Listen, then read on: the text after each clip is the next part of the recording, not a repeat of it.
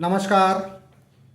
बडोदे शहरातील एक लेखिका मनीषा डोंगरे यांचं हे मनोगत. या मनोगताचं मी वाचन करतोय. मी म्हणजे राजीव जोशी. ऐका तर. सहज मनात एक विचार आला, काय झालं असतं जर कृष्ण मला भेटायला आला असता.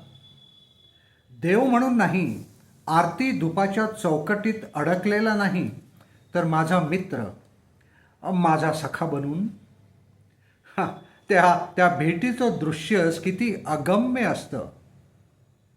निळसर सावळा रंग, डोळ्यात अपार शांतता आणि ओठावर हलकंसं हसू.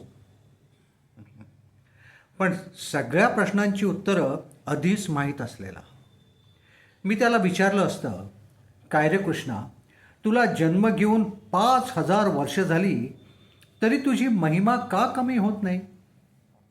अशी कोणती जादू केली आहेस तू जनमानसावर की आजही तुझं नाव घेतलं तरी मन अगदी शांत होतं. संकटाशी सामना करायला बळ मिळतं, आधार वाटतो, विश्वास वाटतो. तो हसून म्हणाला असता, अगं मनीषा, मला मंदिरात नाही शोधायचं, मी तुमच्या हृदयातच असतो. पण तुम्ही ना मला बाहेर शोधत बसता. ही चूक करता तुम्ही.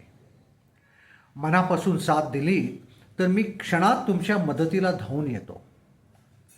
त्याच्या शब्दात गूढ नाही तर प्रचंड साधेपणा असतो. तो पुढे म्हणाला असता, हो, पण एक लक्षात ठेव, मी फक्त मदत करतो, प्रयत्न तुम्हालाच करायचे असतात. जसं महायुद्धात मी अर्जुनाचा सारथी होतो, पण धनुष्य उचलून युद्ध अर्जुनानंच केलं. मी फक्त मार्गदर्शन केलं, मी फक्त दिशा दाखवली. चालायचं त्यालाच होतं. त्या क्षणी मला गीतेचा अर्थ नव्याने उमगला असता. कृष्ण देव म्हणून पूजला जातो, पण मित्र म्हणून समजून घेतला तर आयुष्य अधिक सोपं होईल. तो आपल्याकडून चमत्काराची अपेक्षा करत नाही, तो फक्त धैर्य, प्रामाणिक प्रयत्न आणि कर्माची तयारी मागतो. कर्म कर. तो पुन्हा आठवण करून देतो की तू कर्म कर.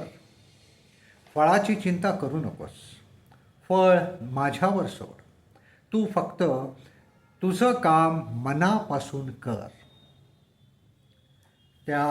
त्या कल्पित भेटीनंतर मला इतकंच वाटलं, कृष्ण खरंच दूर नाही. तो माझ्या प्रश्नात आहे, माझ्या संघर्षात आहे आणि माझ्या न डगमगणाऱ्या प्रयत्नातही आहे. फक्त त्याला देवाच्या उंच सिंहासनावरून मित्राच्या जागी बसवायला शिकलं पाहिजे. तेव्हाच तो खऱ्या अर्थानं भेटतो. खरंय, तेव्हाच तो खऱ्या अर्थानं भेटतो. वा मनीषाताई, वा. जय श्री कृष्ण, जय श्री कृष्ण. कसं वाटलं तुम्हाला हे मनोगत आणि याचं सादरीकरण? हे नक्की कॉमेंट बॉक्समध्ये लिहून सांगा. लाईक करा, शेअर करा आणि माझ्या चॅनेलला सबस्क्राईब पण करा. धन्यवाद.